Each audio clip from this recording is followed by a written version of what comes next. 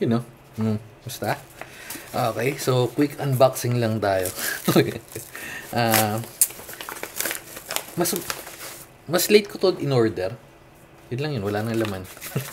Yun lang yun. Ito lang talaga yun. Mas late ko to in order, parang after 2-3 days, kasi naghanap ako. Yan, wait. Hindi yan, wait. Teka lang. Saan na yun? Tsaka mas mura to eh. Kasi yung isang in-order, yung sa Ugreen, parang nasa 1.6, 1.7. Ito. Walang presyo. At wait lang, nalilito ako. Di tayo sanay sa ano eh. Saan na yun?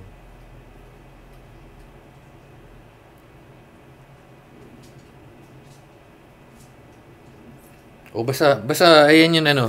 Meron sa Shopee nito lalabas parang 1,000 plus or 1,200. Ito sa Lazada parang nasa 600, 700. Di ko matandaan eksakto pero yun na nga. So yun nga sinasabi ko, umorder ako nito kasi well, bala ko ilagay sa isa pang computer or sa MacBook or sa ROG. Pero yan, supports 10, 100, 1,000, 2.5 Mbps internet, 5G, 5 gigabit USB-C, 3.0. Oh, talaga? Kahit 2.0. Ayun, no? Okay, okay. Yun nga, sinasabi ko kasi nag-upgrade nga tayo ng router, ng switch. Okay.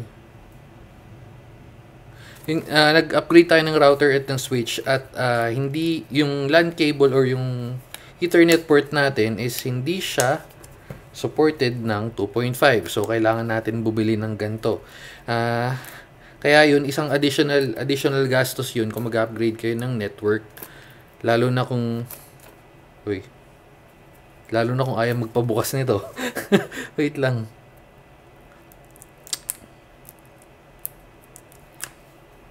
Okay. So, additional na gastos nga. Yung nga sinasabi ko, may 2.5, may 5. Pero kasi yung 5 medyo mahirap hanapin. Pwede naman tayong order sa Amazon. Natamad na lang ako maghintay. Kaya, okay na muna to. Okay na muna to. Kasi yung router and switch naman natin, 2.5. So, kung di upgrade na lang tayo. Pero for now, feeling ko okay na to. So, yun nga yung Wavlink. Ang maganda pa sa kanya, yung Ugreen ang alam ko, ito lang. Yung USB-C lang. Ito kasi is meron nung Type A. So, just in case. Wala na, yun lang laman. Warranty. Malamang warranty card to. Download driver links. Okay. So, yung link ng driver, just in case may ganito kayo. Yan. Quick start guide. At plug and play lang naman to, pero okay. Baka ito kasi sa mga dati, pero ngayon okay. So, lalabas is Realtek USB 2.5. Ayun o. Nababasa nyo ba? Realtek 2.5 GB family controller. Okay. So, sabi niya, is wala na naman akong 2.0 na port, pero i-check natin kung gagana siya doon. Pag gumana to, nagdalawang isip tuloy ako, parang hinayang kung mag 10 gig network ako. Pero kasi hindi ko siya mapapakinabangan talaga. Wait lang. Okay. Diyan na ilala. Hindi, may plastic pa yan. May plastic pa yan ganyan. Tas, okay naman. Hindi naman siyang mukhang cheap. Tas, meron na siyang parang air vent na ganito. So, mukhang hindi naman mag-iinit. And then, ito nga yung USB-C. USB-A. And then, USB-C. Maganda sa kanya na is nakakabit na doon just in case, di ba? Pwede mo magamit na agad yan. Okay, so, testingin na natin. Yun lang naman siya eh. USB-C, USB-C or USB-A, and then Ethernet port. Okay. So, meron pa serial number. Tapos, mukha naman matibay. So, testingin na natin. Huwag natin patagalin. Lipat tayo sa computer. Okay, so, ito na lipat natin. Oops, wait. Kabit ko lang. Okay, installing. Hindi Realtek lumabas niya, parang installing USB 10 something ganun. Pero wait, Okay, ayun, Realtek Gaming USB. Wait. Device Manager. Yun. Okay, so nag-install na siya. Wala na tayo nga. Wala na tayong drivers na i-install na kailangan. Nandiyan na naman yan. Wait.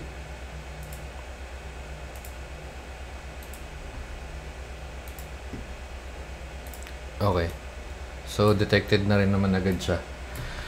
And, syempre, speed test tayo. Oops. Wait lang. Sa ano pa yun, no? Hindi, yung sa 1 gig. Sige, disable muna ako. Try lang natin sa 1 gig. Speed test.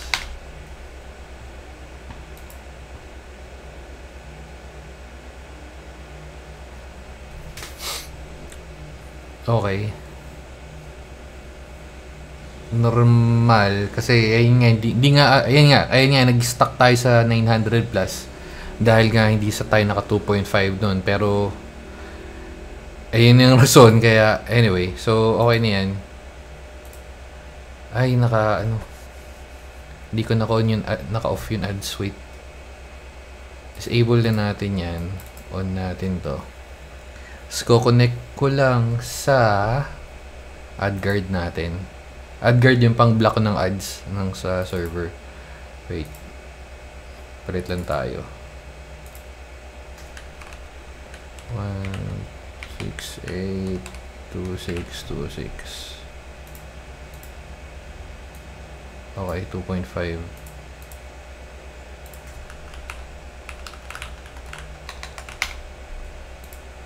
Ayan. So that wala na tayong ads. Yan, wala na. Okay, so test.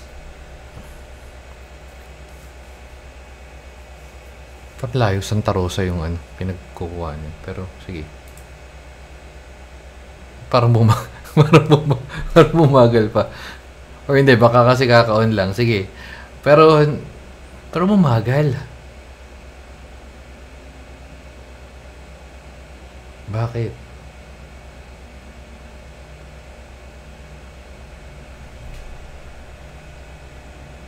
Try tayo mag-transfer. Wait. Umaga lang yung 700 from on natin.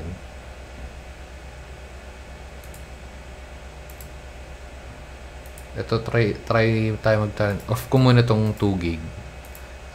Tong 9 gig na file. Transfer ko sa Synology. Okay, so yan. Kita naman na 1 minute and 15 seconds. Transfer rate niya is 112, 113. Ang cap kasi talaga usually ng ganito is 125 or 125 or 115, parang ganun. Medyo matagal. Di na natin antayin. Close ko na yan. Try ko yung isa.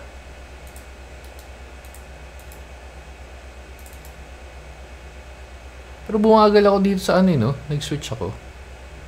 Wait. Okay. On. Okay.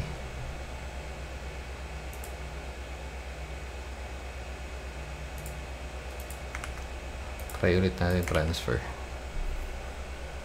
Okay, ito tumaas na siya eh. Ayun, no? So 112, 'di ba? Mga 113. Ayun, nag-time. Well, di naman siya exact kung times 2, pero halos na doble na siya. So mas mabilis na yung transfer. Hindi, umakyat pa. Siguro nga dahil kaka-on lang or kailangan mag-init nung hindi, pero ayun, tumataas 209.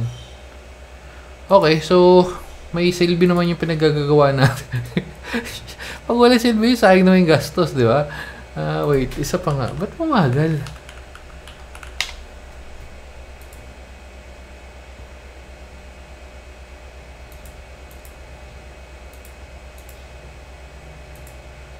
Pumagal yung... Pumagal eh.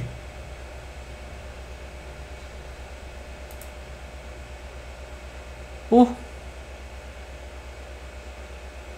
Ayusin ko lang sa feeling ko sa MikroTik to eh. Ayusin ko lang sa MikroTik. Okay. So, hindi talaga siya umakyat or lumalagpas. Dapat lalagpas siya ng 900. Dapat na sa 1,000 plus siya. Pero minomonitor ko kanina pa tong MikroTik. Yung traffic niya, lumalagpas sa 1,000 plus, pero siguro sa adapter, hindi ko rin sure pero hindi, okay na yung settings ko eh. So, yun nga, ako compare ko na siguro pagdating nung isang adapter. Hindi ko alam kung bakit, pero ngayon nakita naman natin yung transfer rate. Okay, di ba? Wait. Hindi, walang kwenta to eh. Yung yung update, yung i-adjust. Wala. Hindi, okay na yan. Testing ko na siguro pagdating. Pwede ko i-adjust yun eh. Tatanggalin ko yung auto-negotiate. Pero, ewan ko. Pero hindi nakita ko talaga nagpalit kanina eh. Pero, anyway. Yun na nga. So, dito siguro natin tatapusan. Tayin ko na lang pagdating yung Ugreen. Tapos, pag hindi pa rin, tsaka ko nakakalikutin. Pero hindi, bumagal kasi ito yun. Naging 600 something. Dapat sa 1,000 plus yan. Ayun. Sige na. Bye-bye. Babu.